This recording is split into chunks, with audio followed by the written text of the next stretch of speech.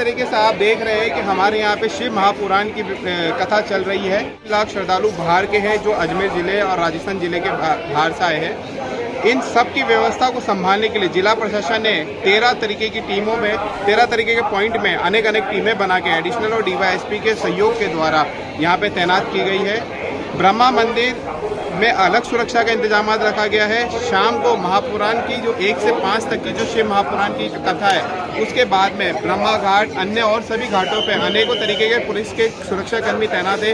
जिस तरीके की सुरक्षा की तैनात पुलिस है, उससे ये लगता है कि अजमेर प्रशासन ने इस कथा को महत्वपूर्ण कथा मानते हुए पुष्कर में समागम करा है। इसमें किस किस तरीके की पुलिस के द्वारा व्यवस्था रखी गई है जिससे कि जो बाहर से दूर दराज से लोग आए हैं वो यहाँ ब्रह्मा घाट वगैरह पे आ सके, और किस तरीके से घाट पे स्नान और उन सब की व्यवस्था रखी गई है। 13 घाटों पर अलग अलग शिफ्ट में जाति की ड्यूटी लगाई गई है, जिसमें एडिशनल एसपी, डीवाईएसपी, इंस्पेक्टर्स और बाकी जातियों सर, इसमें जो ड्यूटी है वो कितनी शिफ्ट के अंदर लगाई गई है और कितने लगभग पुलिसकर्मी यहाँ पे तैनात है सुरक्षा व्यवस्था को लेकर? 13 पॉइंट्स हैं और लगभग 8 से 10 पुलिसकर्मी प्रत्येक क्षेत्र में है। के बाद में भी इसी तरीके से मतलब सिक्योरिटी तैनात रही है। 10 तारीख को आपकी ड्यूटी समाप्त रहेगी। उच्चाधिकारियों के जैसे निर्देश होंगे और जैसे भीड़ की स्थिति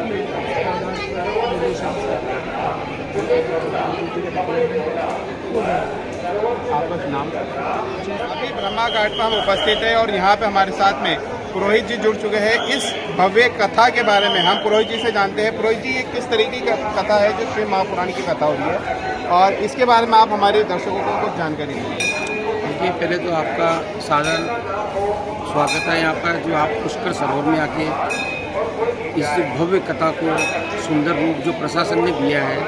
और इस प्रकार की कथा मतलब मेरे हिसाब से 30 सालों में तो 30 साल पहले आदरणीय मुरारी बापू जी कथा यहाँ पे हुई थी। उसके बाद में सबसे बड़ी शिव महापुराण कथा जो हुई है पहली बार यहाँ पे हो रही है।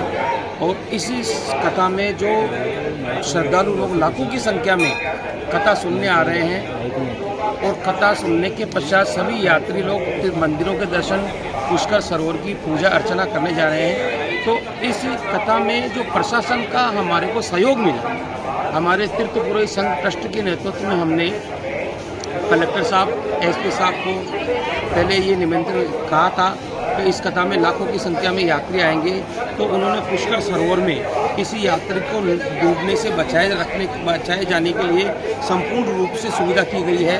यहाँ पे गोताखोरों की व्यवस्था है, पुलिस की टीम पूरी व्यवस्था है, और अभी जस्ट एसपी साहब ने के घाटों के बाहर नावें रखाई गई है, जिससे अगर कोई श्रद्धालु डूबने से बचा सके तो प्रशासन के यहाँ पे इस बार एनडीआरएफ की टीम, एसडीआरएफ की टीम, प्रशासन ने बहुत अच्छा काम किया इस समय इस कथा में। इस कथा को सफल बनाने के लिए प्रशासन पूरी तरह मुस्तैद है, और 1600 जैसे पुलिसकर्मी यहाँ पे पुलिसकर्मी लगाए गए हैं।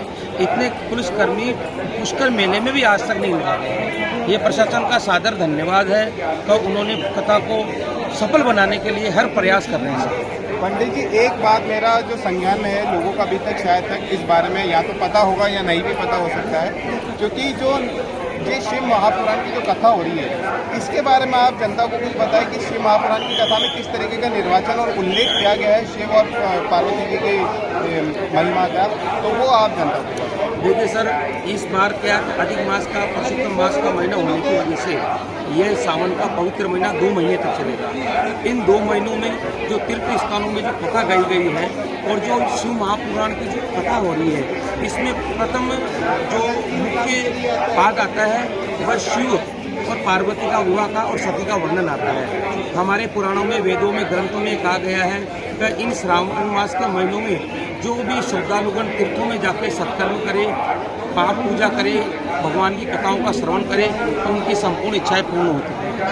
धन्यवाद पंडित जी। आपने हमारे यहाँ पे जिस तरीके से पंडित जी ने बताया कि इसमें जो भी पूजा पाठ करेगा उसको अपनी मन्नतें पूरी होगी। तो इसमें मेरा अजमेर वासियों से यही निवेदन है कि अधिक से अधिक संख्या के अंदर पधार के यहाँ पे इस महाकथा को और भी विशाल रूप देने की कृपा करें। धन्यवाद।